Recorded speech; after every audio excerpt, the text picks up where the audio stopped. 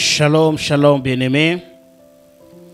Nous bénissons le Seigneur qui nous donne encore une fois l'opportunité, c'est mardi, de pouvoir partager une portion d'écriture avec vous. Avant toute chose, élevons nos voix et rendons gloire à ce Dieu qui nous a élus. Dieu d'éternité, au nom de Jésus-Christ, nous te bénissons, nous te rendons grâce. Papa, merci pour cette opportunité que tu nous donnes de partager la parole éternelle. Nous aimons cette parole parce qu'elle donne la vie. Nous aimons cette parole parce qu'elle nous apporte ce qu'aucune autre parole ne peut nous amener. Nous aimons cette parole éternelle car tout passera mais jamais cette parole. Nous aimons cette parole, Père, car elle est pour nous le fondement, Seigneur, de la relation que nous avons avec toi. Seigneur, sois béni. Car sans cette parole, il nous est impossible de te connaître. Sans cette parole, il nous est impossible d'être en relation avec toi. Voilà pourquoi nous avons hâte, Dieu, de partager ta parole. Nous avons hâte, éternel Dieu, d'écouter ta parole. Nous avons hâte, Seigneur, de mettre en pratique cette parole. Nous avons hâte, Dieu, de vivre par cette parole. Que l'honneur te soit rendu au nom puissant de Jésus-Christ, notre Seigneur et Sauveur.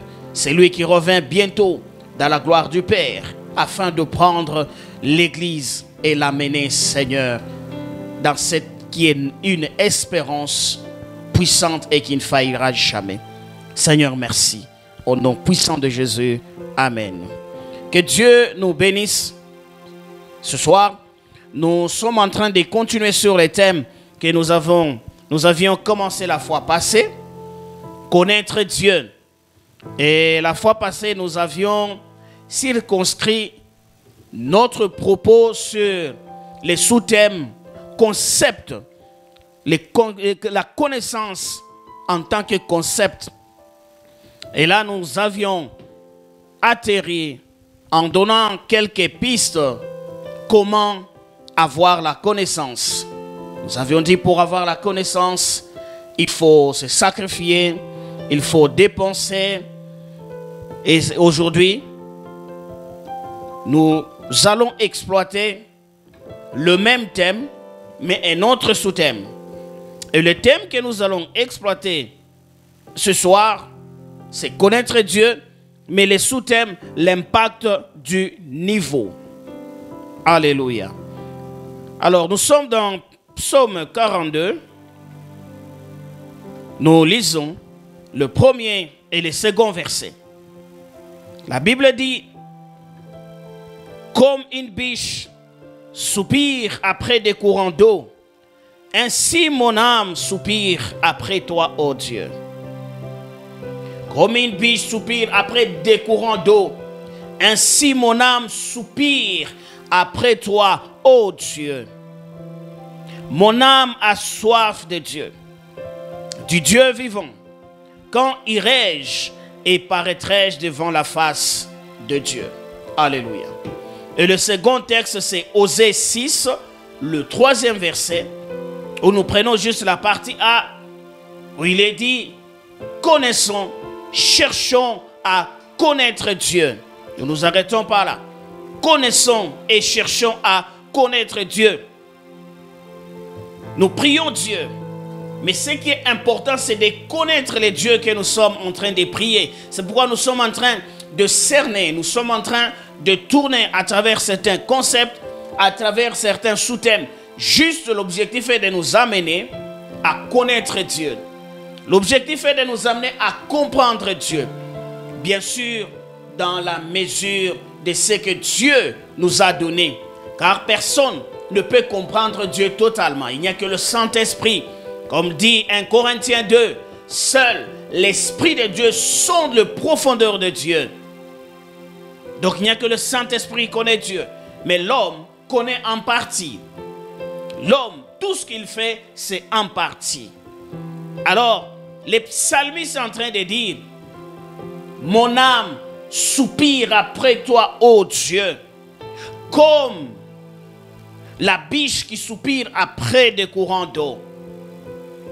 Le psalmiste n'est pas en train de soupirer après la gloire.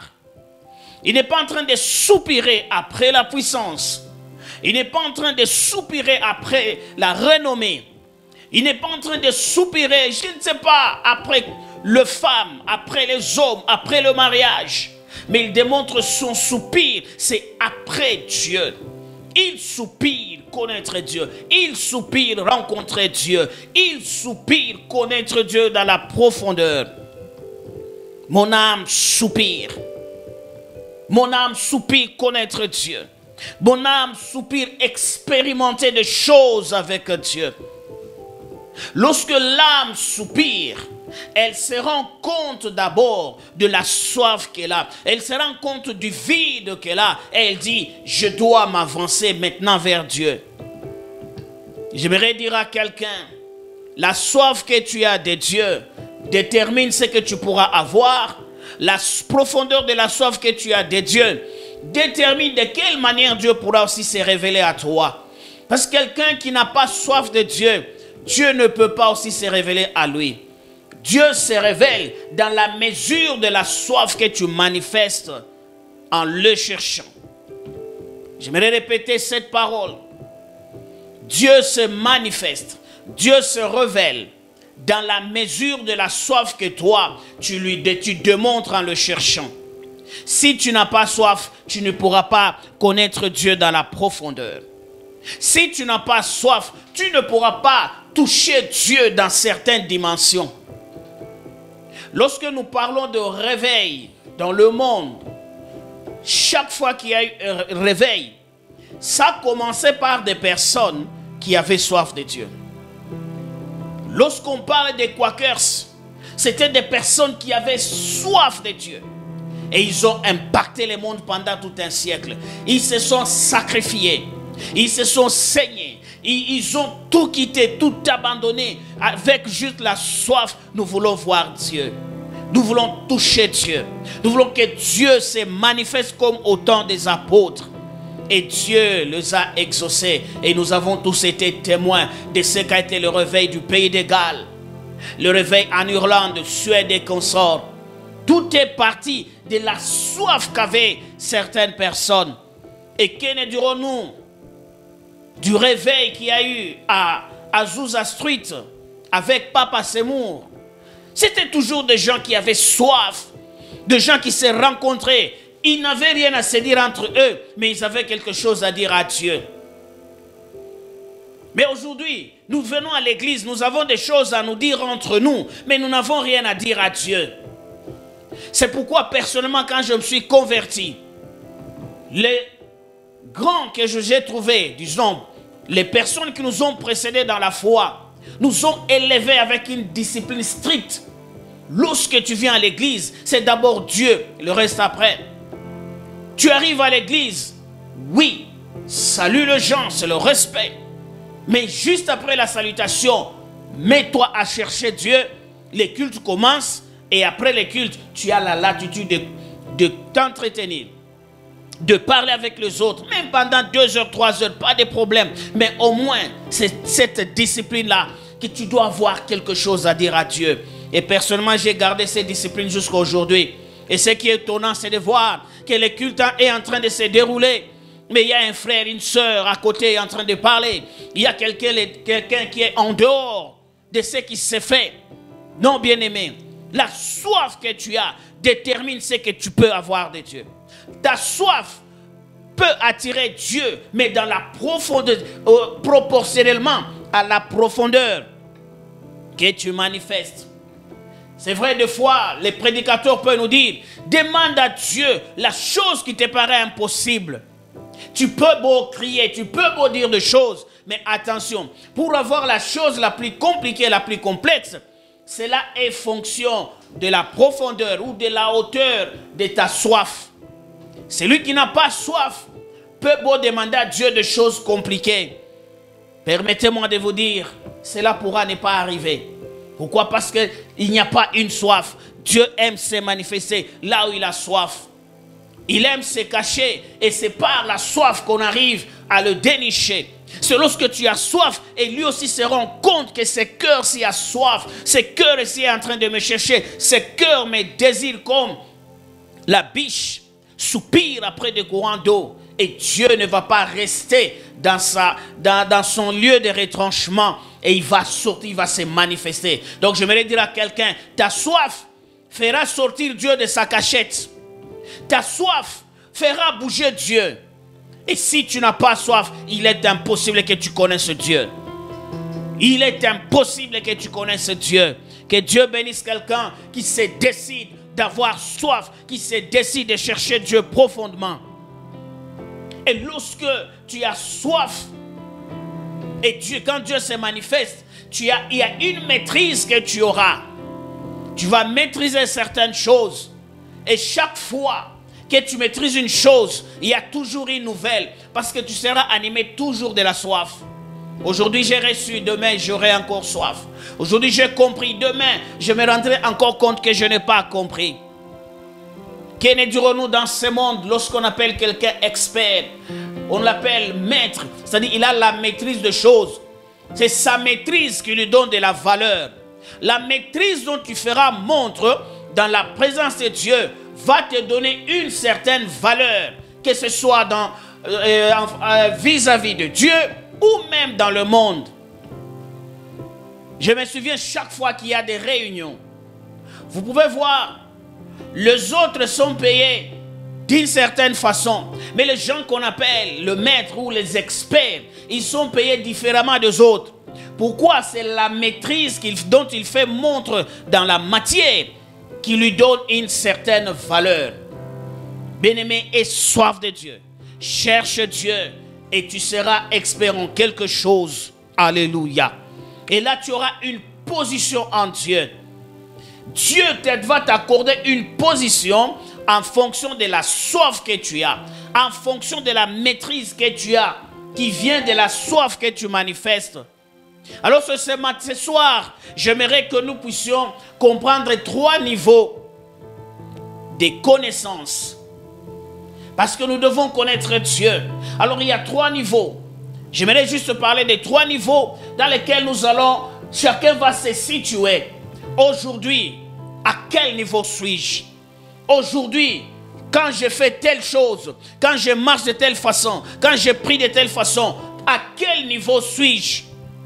Mais Dieu ne nous attend pas au petit niveau, au bas de l'échelle. Dieu nous attend à la cime. Dieu nous attend dans les hauteurs. Dieu nous attend que nous puissions aller encore plus haut. Et s'il faut aller dans la profondeur, Dieu nous attend dans la profondeur la plus profonde, si je puis le répéter ainsi. Alléluia. Le Seigneur attend quelqu'un dans la profondeur. J'aimerais que nous puissions lire, lorsque nous parlons de 3 niveaux, je suis en train de faire juste un parallélisme avec l'être vivant, avec l'être humain. Il naît, il connaît une croissance, il grandit et ensuite il connaît sa décadence. Donc les 3 niveaux sur lesquels nous allons nous entretenir, nous avons l'enfance, la jeunesse et la vieillesse. Lorsque nous allons nous entretenir par rapport à la connaissance accusée par chaque tranche, chacun va se dire, suis-je encore un enfant? Suis-je un jeune? Ou bien suis-je un vieux dans la présence de Dieu? Prenons la première position, la position de l'enfance. Nous sommes dans Galates 4, du 1er au 8e verset, j'aimerais bien les lire.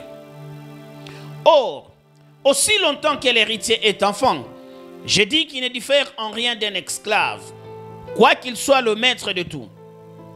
Mais il est sous des tuteurs et des administrateurs jusqu'au temps marqué par le Père. Nous aussi, de la même manière, lorsque nous étions enfants, nous étions sous l'esclavage des rudiments du monde. Alléluia. Nous étions sous l'esclavage des rudiments du monde. Le 4e verset. Mais lorsque le temps ont été accomplis, Dieu a envoyé son fils, né d'une femme sous la loi, afin qu'il racheta ceux qui étaient sous la loi, afin que nous ressuscitions l'adoption. Et parce que vous êtes fils, Dieu a envoyé dans nos cœurs l'esprit de son fils, lequel crie Abba Père. Ainsi, tu n'es plus esclave, mais fils. Et si tu es fils, tu es aussi héritier par la grâce de Dieu. Autrefois, ne connaissant pas Dieu, vous serviez des dieux qui ne le sont pas de leur nature. Mais à présent que vous avez connu Dieu, ou plutôt que vous avez été connu de Dieu, comment retournez-vous à ces faibles et pauvres rudiments auxquels de nouveau vous voulez vous asservir? Alléluia. Aussi longtemps que l'héritier est enfant, il ne diffère en rien d'un esclave. Bien que ce soit lui le maître, bien que ce soit lui le propriétaire, il ne peut pas administrer. Pourquoi? Parce qu'il n'a pas l'expérience, il n'a pas la connaissance acquise, il n'a pas la maîtrise, il ne saura pas gérer, il ne connaît pas les principes de la gestion. C'est pourquoi on remet entre les mains des administrateurs et c'est eux qui sont en train de les conduire. C'est eux qui lui disent ce qu'il faut faire. Avant qu'il ne vienne sa majorité, avant qu'il ne soit reconnu, il ne diffère en rien d'un esclave. Il ne peut pas ponctionner de lui-même. S'il veut prendre quelque chose, il devra demander. C'est le niveau de l'enfance. L'enfance a ses caractéristiques propres. Un enfant est souvent centrique. Il croit tout. C'est pour lui. Il se croit être le centre du monde. Et lorsque dans l'église, nous avons des personnes qui ont l'enfantillage en eux, c'est l'égocentrisme qui sera le maître mot. Alors que l'église, nous devons prier, nous devons être ensemble, nous devons faire les choses d'une manière commune. Mais l'enfant, lui, veut que tout soit pour lui. Il veut attirer l'attention. L'attention doit être seulement pour lui. Il veut qu'on attire toute l'attention sur lui. L'égocentrisme. Un enfant est insouciant. Il peut tout faire, mais il est totalement insouciant. À un certain niveau, je ne suis pas en train de parler de l'insouciance qui vient de la sécurité que l'on a parce qu'on est en présence d'un être qu'on croit capable de nous préserver. Mais je suis en train de parler de cette insouciance qui amène à commettre des erreurs. De cette insouciance qui amène à la destruction. Que de gens insouciés qui n'ont aucun souci dans l'église, dans leur famille. Un enfant dépend toujours des autres. Il dépend des autres.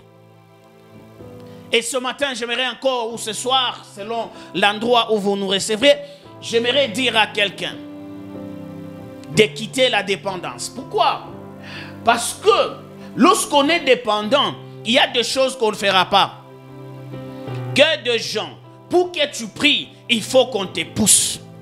Pour que tu donnes une offrande, il faut que le pasteur crie à tue-tête, explique. Ça, donc tu dépends de ce qu'on est en train de te dire. Pour que tu arrêtes de pécher, il faut qu'il y ait quelqu'un derrière toi. Ça, c'est l'enfance. Un enfant, on lui dit toujours, ne fais pas ça, ne fais pas ça, ne fais pas ça. Tu lui dis, ne fais pas ça, mais quand il te passe, il est déjà de l'autre côté, il a déjà touché autre chose. Ça, c'est l'enfance. C'est la période d'insouciance où il peut toucher même le feu. Que de gens qui touchent le feu, étrangers, mais dans l'église, parce que insouciants. Que de gens dépendants toujours de ce qu'on leur dit. Que de gens égoïstes. De gens qui ne savent pas juger, mais dans l'église de Dieu.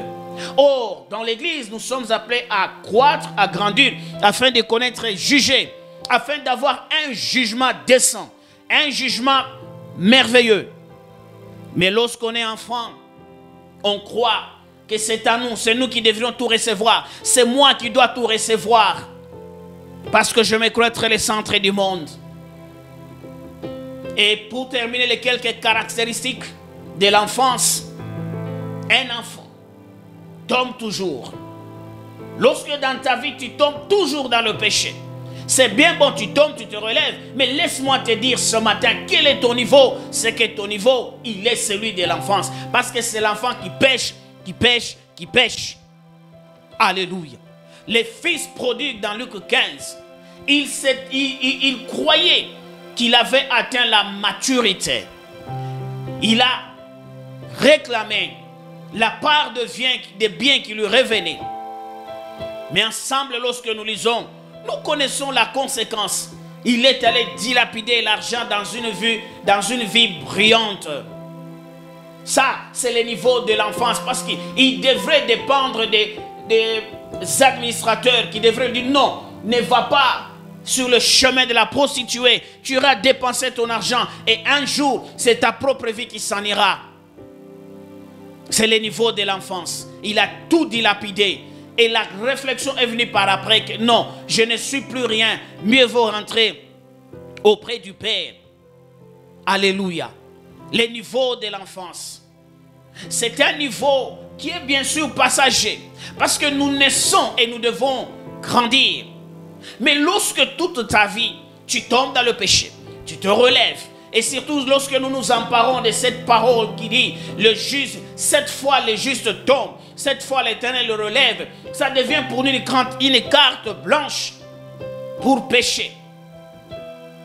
Non, l'Éternel va me relever. J'aurai toujours le pardon. Bien-aimé, tu ne grandiras jamais.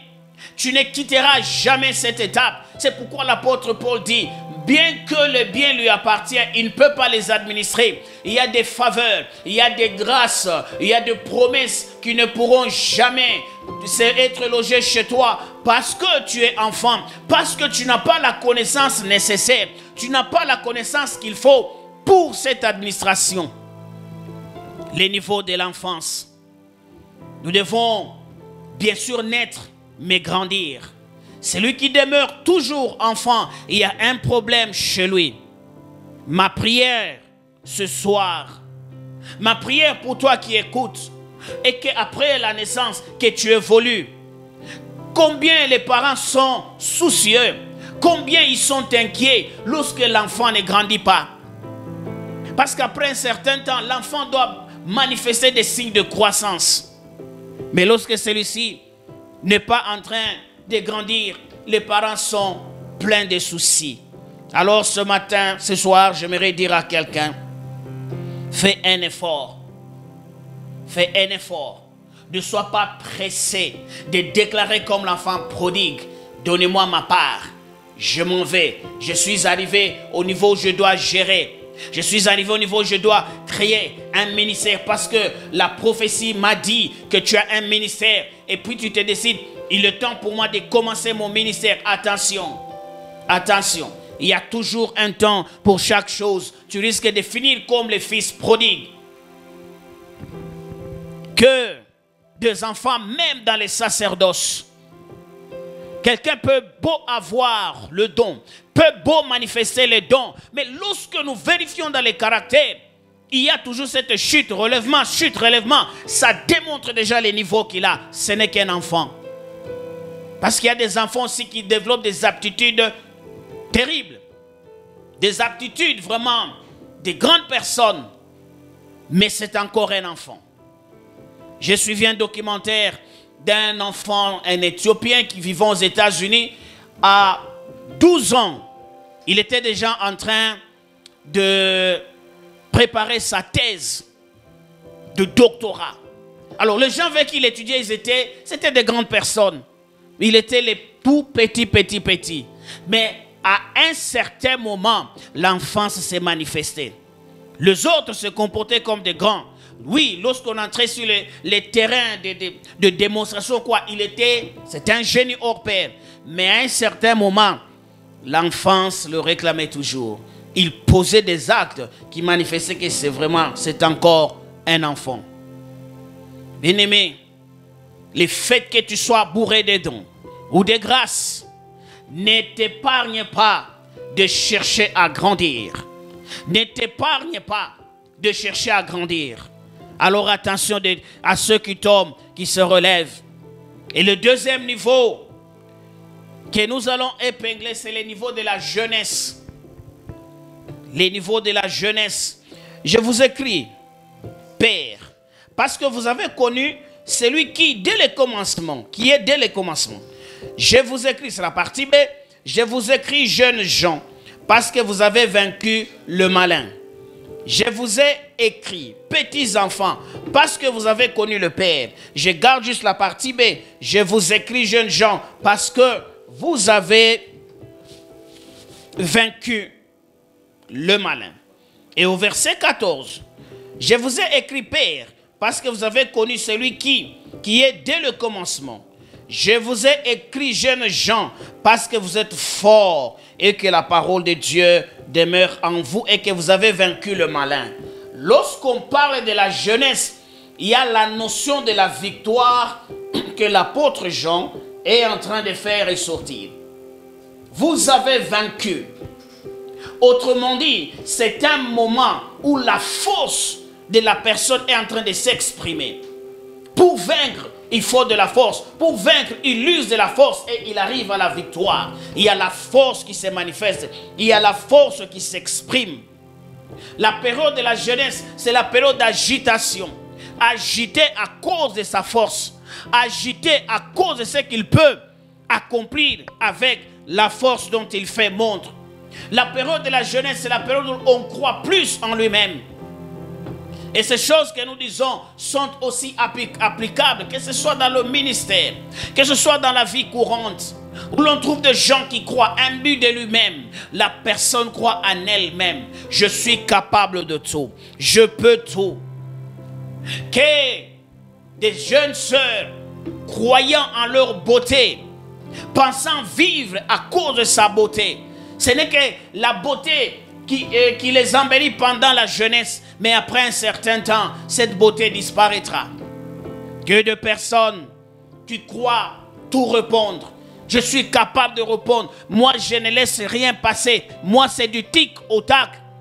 C'est durant la période de la jeunesse qu'on se rend compte de ces choses, qu'on fait ces choses. C'est une période durant laquelle la personne est consciente de ce qu'elle est. C'est-à-dire la personne est consciente que je suis fort. La personne est consciente que je suis belle. La personne est consciente que je suis intelligente. La personne est consciente que je suis telle chose, je suis telle chose. Et dans cette conscience, elle sait aussi quoi faire de ce qu'elle a ou quoi faire de ce que la personne est. C'est le moment de la jeunesse. Et lorsque l'église n'est composée que de jeunes, les victoires, certes, il y en aura, mais derrière, il y aura des dégâts. Parce que la jeunesse a aussi ses dégâts, comme nous allons encore le voir juste maintenant. La période de la jeunesse, c'est une période d'exploration personnelle. C'est pourquoi les jeunes arrivent à courir plus vite. Les jeunes arrivent à acquérir des choses vite. Alléluia. Un moment d'exploration personnelle. C'est un moment, c'est aussi un moment de frustration. La période de la jeunesse. C'est un moment de frustration. Un moment pendant lequel, lorsque j'ai besoin qu'on me considère, mais l'on ne me considère pas, la personne se frustre. Vous savez déjà que je développe telle grâce, je développe telles aptitudes, mais vous ne m'utilisez pas. C'est là où on entend souvent, on est en train de m'étouffer. Ils savent que j'ai des choses, mais on est en train de m'étouffer. Ça, c'est la période de la jeunesse, où la personne est consciente, où la personne se croit capable. Alléluia, la période de frustration. La période de la jeunesse, c'est la période de mélange. Je dis mélange, pourquoi? Parce que c'est la période où je crois en Dieu. Je crois aussi en la force que j'ai. Je crois en Dieu. Je crois aussi à mon intelligence. Je crois en Dieu. Je crois aussi à mes relations. Je crois en Dieu. Je crois aussi en quelque chose que je peux faire avec la force que j'ai. Je crois en Dieu. Mais je crois que je peux aussi faire quelque chose. Alléluia. C'est là qu'on entre maintenant dans le mélange. On commence à vivre le mélange de toutes parts. Parce que dans ce mélange-là, on dit Dieu a sa part et moi aussi. Je ne suis pas en train de dire qu'on doit être paresseux et dire que Dieu fera tout. Non. Mais je suis en train de parler d'un mélange qui entre dans la conception de l'homme. Lorsqu'il y a la jeunesse qui est en train de s'exprimer. Je peux faire. Je crois en Dieu et je peux aussi faire telle chose. Ça, ce sont les caractéristiques de la jeunesse. Vous vous souviendrez que lorsque le Christ est ressuscité, la Bible dit, quand les femmes sont venues l'annoncer aux disciples, 2 disciples ont couru. Ils ont couru. Mais la Bible dit que Jean a couru plus vite que Pierre parce qu'il était déjà âgé et pesant. Mais vous vous souviendrez que lorsque le jeune Jean est arrivé à l'entrée, il n'est pas entré, il est resté à la porte. Mais quand Pierre est arrivé, aussi lentement qu'il venait, lui est entré et il a constaté ce qu'il y avait. Qu'est-ce que je veux dire par là, bien-aimé? Il y a des choses que vous ne pouvez pas, il y a des choses auxquelles vous ne pouvez pas accéder malgré votre course, malgré votre agilité. Il y a des choses que vous ne connaissez pas. Il y a des choses que vous ne pouvez pas toucher. Il y a des choses, il y a des dimensions dans lesquelles vous ne pouvez pas atteindre. Alors, bien-aimés, comme nous l'avons dit au premier palier, au niveau de l'enfance, nous ne pouvons pas rester éternellement enfants.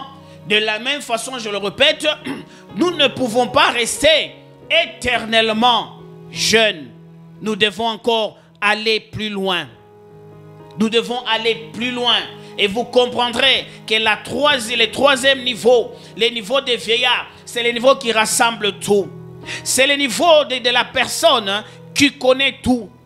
C'est le niveau de la personne qui a vécu des circonstances, et les bonnes et les circonstances affreuses. Nous arrivons au troisième niveau de connaissance. C'est la connaissance qui a vieilli, ou les niveaux de vieillard. Lorsque nous parlons d'un vieillard, c'est quelqu'un qui n'a plus de force. Alléluia. Si le jeune pouvait compter sur sa force, mais le vieillard n'a plus de force. Il ne peut plus compter sur sa force. Et alors, ne sachant plus compter sur sa force, son espérance est en Dieu. Il ne compte que sur Dieu et sur Dieu seul. Voilà un peu l'avantage d'atteindre ces niveaux de vieillard. Voilà la beauté d'atteindre ces niveaux. C'est comme ça que le vieillard peut accomplir des choses qu'un jeune ne peut pas. Jean n'a pas pu entrer, mais le vieux Pierre qui est venu à pas pesant, il est arrivé, il est entré. Pourquoi? Parce qu'il y a des choses que lui connaissait. Il y a des choses que lui maîtrisait, mais que le jeune Jean ne pouvait pas maîtriser. Lorsque l'on atteint les niveaux du vieillard, la marche du vieillard est pesante parce qu'il n'a plus de force. Le vieillard marche sans résistance. Si le jeune pouvait résister, mais lorsqu'on devient vieux, il n'y a plus de résistance. Quand vient le vent, il peut même l'emporter. Il peut le faire tomber. Et c'est là qu'on apprend maintenant à se laisser emporter par le souffle de l'Éternel. Et le souffle de l'Éternel te prend ton esprit et l'amène là où lui veut et non pas là où moi je veux. Car dans la jeunesse, on a aussi tendance à dire je connais, je peux, je connais mes capacités. Mais le vieillard, il n'a plus de capacité. Il est ballotté, c'est le vent, c'est la force du vent qui l'emporte et qui l'amène là où il veut. Bien-aimé, c'est les niveaux les plus excellents à atteindre avec Dieu. Le vieillard ne compte plus sur lui-même. Il ne compte plus sur ses capacités, sur sa connaissance, mais il compte sur le Dieu qu'il connaît. Alléluia. Il compte sur le Dieu qu'il connaît. C'est pourquoi vous entendrez dans la prophétie de Joël, lorsqu'il parle, il dit les vieillards auront des songes. Le songe, c'est un niveau où la personne n'a plus de capacité. La personne ne peut plus résister. La personne ne peut plus faire montre de ce qu'elle connaît. Mais elle est, on dirait, dans un moment de repos. Et là, le Seigneur trouve facile, trouve une aisance à travailler dans la personne. Et c'est là que le songe lui sont donnés. Le songe, quand il vient, la personne n'a rien à voir là-dedans. J'étais sur ma couche et l'Éternel m'a accordé tel songe. L'Éternel m'a accordé telle révélation. Mais si c'était pendant le mois que j'ai marché, je pouvais dire, j'étais en train de faire tel et faux. Et c'est comme ça que la chose est venue vers moi. Le niveau de vieillard, il n'a plus rien à prouver. Parce que tout est emporté dans le souvenir. Tout est emporté avec la force qu'il n'a plus maintenant. Il n'a plus rien à prouver chez lui, mais il peut tout prouver avec Dieu.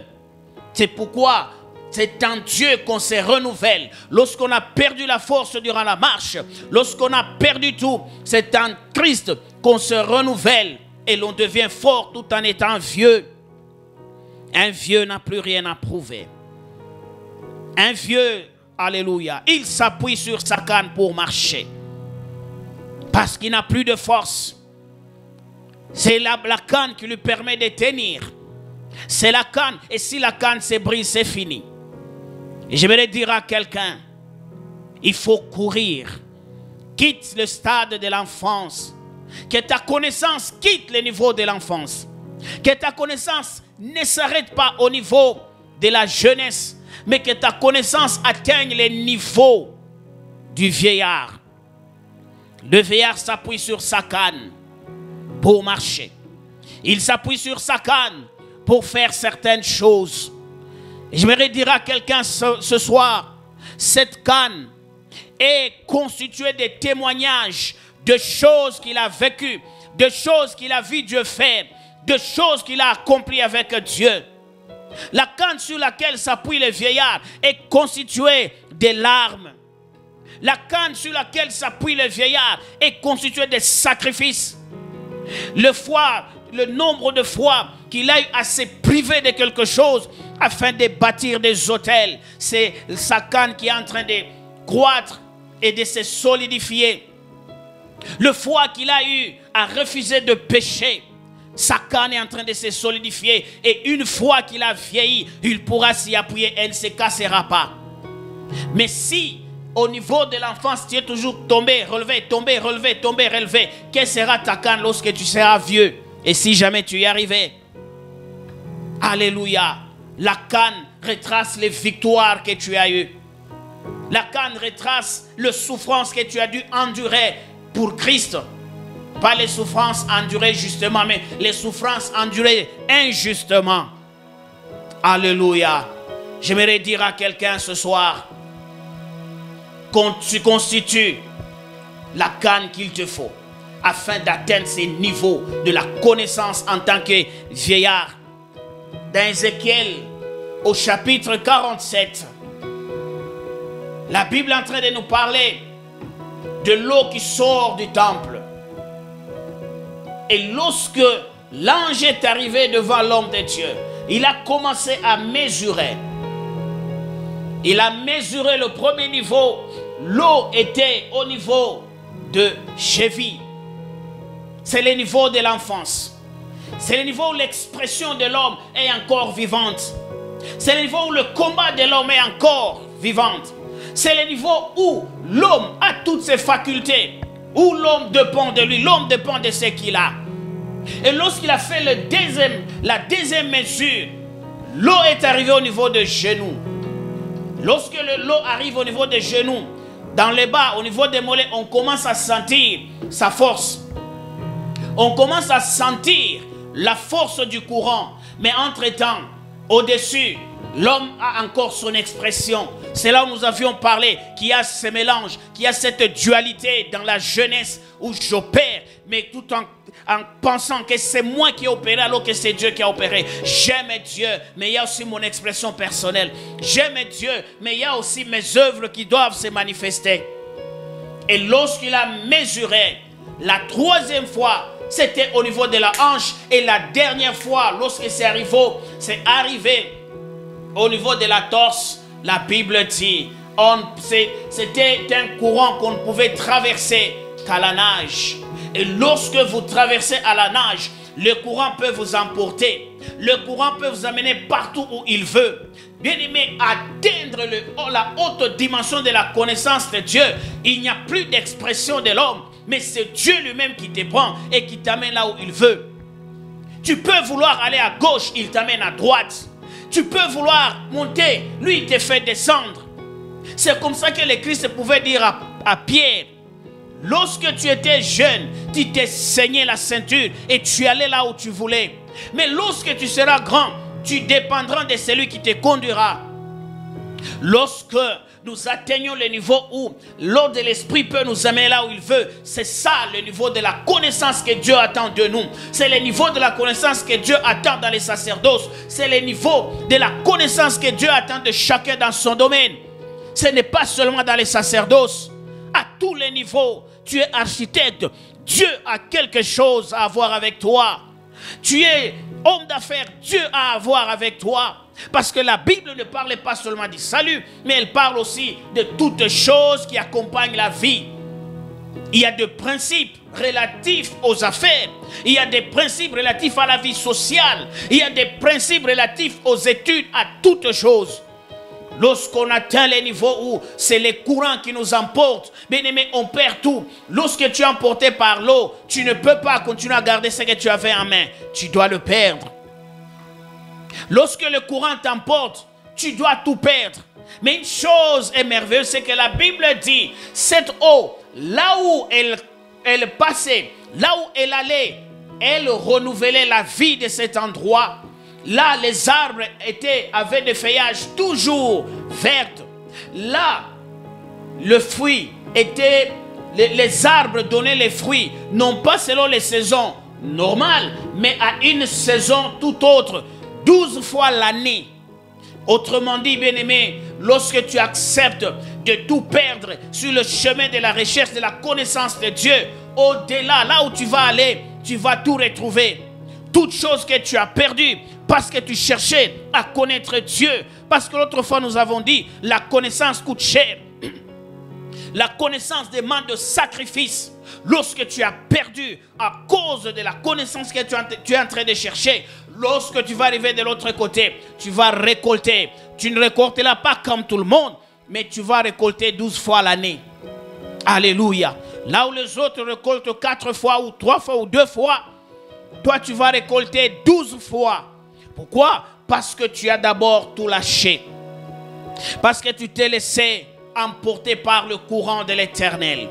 Parce que tu t'es laissé emporter par Dieu. Pierre est devenu ce qu'il est devenu parce qu'il a accepté, non pas de marcher selon ce que lui voulait, mais parce qu'il a accepté de marcher selon ce que Dieu voulait. L'enfant a des résistances. Le jeune a aussi des résistances, mais le vieillard n'a plus de résistance. Le vieillard, c'est la main de l'Éternel qui le conduit là où la main de l'Éternel le veut. Voilà pourquoi des gens comme Ézéchiel pouvaient dire, la main de l'Éternel fut sur moi et elle m'amena. Ne peut être amené dans ce genre de lieux, dans ce genre de rendez-vous, que l'esprit qui se dispose, l'esprit qui se dit, je veux connaître, je soif, je soif, je soif. Oh bien-aimé, changeons notre façon de prier. Prions de manière à connaître Dieu. Et aucun de ceux qui ont connu Dieu, aucun, j'aimerais bien le répéter, aucune personne n'est morte de faim. Aucune personne ayant connu Dieu n'a été bouffée par les sorciers comme un kidam. Aujourd'hui, la plupart de nos prières, c'est que nous nous battons. J'aime voir les sujets ou les thèmes traités. C'est la puissance, c'est ceci, c'est cela. Et les gens viennent, ils prient avec force. Malheureusement, ce sont des enfants et des jeunes qui prient comme cela. Et c'est pourquoi d'autres, j'ai même rencontré quelqu'un qui me dit, j'ai comme l'impression que le diable est fort. Après que j'ai prié, la chose contre laquelle j'ai prié s'est produite. Et où est Dieu dans tout ça? Oh bien-aimé, fonce. Quitte les niveaux de l'enfance. Quitte les niveaux de la jeunesse. Entre dans les niveaux de la vieillesse. Où ce n'est plus toi mais c'est Dieu.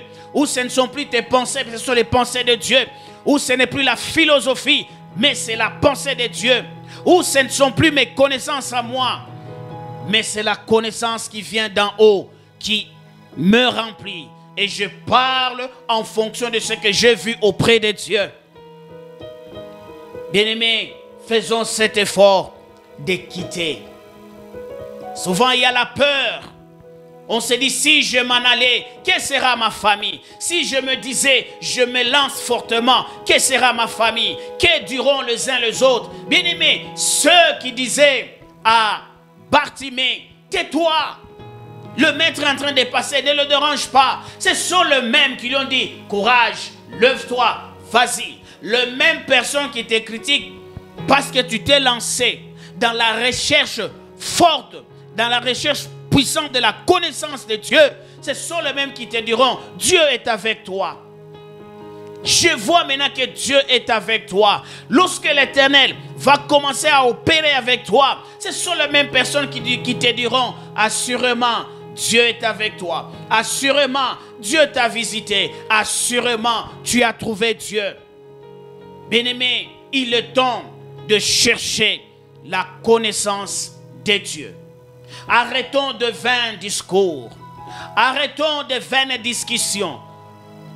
Arrêtons d'aller consulter des manuels avec des prières déjà bien écrites. Arrêtons ce genre de choses, d'aller prier avec des bougies, croyant recevoir l'illumination. Mais ployons nos genoux devant Dieu, comme une biche soupire après un courant d'eau. Soupire rencontrer Dieu, tu vas le rencontrer. Soupire que la main de Dieu te touche. Commençons d'abord par chercher la connaissance. Lorsque tu connais Dieu, tu sauras quoi lui demander à quel moment.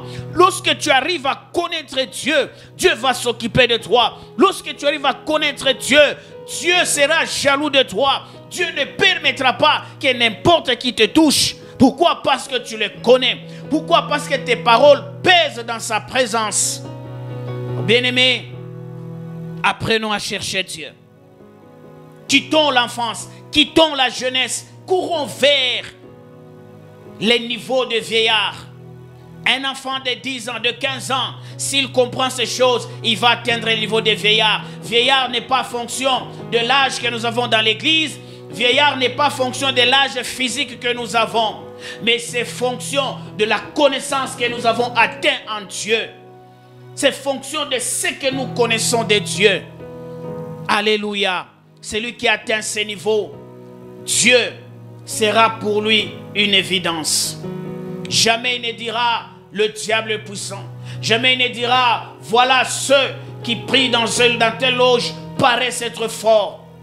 Même lorsque tu manqueras de tout, tu sauras toujours que ton Dieu est puissant. Alléluia. J'aimerais prier avec quelqu'un ce matin, ce soir, si je puis le dire. J'aimerais prier avec quelqu'un qui a encore cette soif, qui veut connaître et connaître Dieu. J'aimerais prier avec quelqu'un qui cherche encore à percer les mystères de Dieu, qui cherche à percer le profondeur de Dieu. Il n'y a que le Saint-Esprit qui connaît le profondeur de Dieu. Et la Bible dit, c'est lui qui nous révèle maintenant. C'est lui qui nous révèle ces profondeurs-là. J'aimerais prier avec quelqu'un qui veut courir, qui veut dire à Dieu, j'ai encore besoin de toi. Je te veux, je suis disponible pour que tu m'amènes là où toi tu veux, non pas là où moi je veux. Je suis disponible, que tu me touches, non pas comme moi je le veux, mais comme toi tu le veux. Des fois nous avons honte de tomber au milieu des gens. Je suis un bureaucrate, je suis ceci, je suis cela, je ne peux pas tomber. Et si Dieu a choisi cela comme moyen pour que tu sois béni. Ce sont les jeunes qui disent, Seigneur, je veux que tu me touches de telle façon. Seigneur, je veux que tu opères de telle façon. Mais celui qui a vieilli, il n'a plus de choix. La seule chose qu'il dit, c'est seulement, Seigneur, me voici, opère maintenant avec moi. Seigneur, me voici, que ta volonté soit faite. Seigneur, me voici, toi-même fais ce que toi tu penses. Lorsque Jésus était encore jeune, à 12 ans, il a manifesté une connaissance. En tant que jeune, il a manifesté une connaissance. Et il est mort à 33 ans. En fait, il n'a pas vieilli physiquement. Mais malgré son âge, c'était quelqu'un dont l'esprit était très, très supérieur. Alors ce soir, j'aimerais dire à quelqu'un, peux-tu prier avec moi et dire, je prends l'engagement de ne pas rester enfant, de ne pas être égocentrique dans mes prières, de ne pas être un égoïste, de ne pas croire que je suis le centre de la terre, mais je vais aller avec Dieu. Que quelqu'un élève sa voix et dit, je quitte la jeunesse et je m'avance dans la vieillesse, où Dieu lui-même est le maître de ma vie, où c'est Dieu lui-même et Dieu qui m'amène là où il veut. Est-ce que quelqu'un peut parler à Dieu? Alléluia. Seigneur, la soif ou les désirs profonds de nos cœurs est celui d'atteindre le niveau des vieillards. Et celui d'atteindre, Seigneur, la cime. Et celui d'exploiter, non pas, Seigneur, ce que nous voulons, mais d'exploiter ce que toi tu es. Accepte de nous amener, Seigneur, vers ces lieux de rendez-vous, où c'est Dieu et Dieu seul qui parle, et l'homme ne fait que recevoir. Et lorsqu'il faudra que l'homme parle, Ça sera avec de paroles d'adoration, de paroles qui élèvent Dieu. Et quand Dieu regarde encore, il bénit la personne en la rendant encore plus intelligente que Salomon, plus intelligente que Betsalel. Seigneur, nous te bénissons. Augmente en nous la connaissance, en nous faisant passer d'un niveau vers un niveau supérieur. Nous refusons de stagner, Seigneur. Que l'Église ne stagne pas, Seigneur. Que le sacerdoce soit rempli de vieillards. Que le sacerdoce soit rempli de gens qui ne croient qu'en Dieu, qui ne dépendent que de Dieu, qui ne pensent que Dieu, qui ne jurent que Dieu, et dans leur marche, qui ne regardent qu'à Dieu. Seigneur, merci pour ces sacerdoces qui amènent ce grand réveil. Sois béni, éternel Dieu, au nom puissant de Jésus, celui qui était, qui est, qui vient. Nous disons Amen, Seigneur. Amen à toi qui revient bientôt. Merci, Seigneur.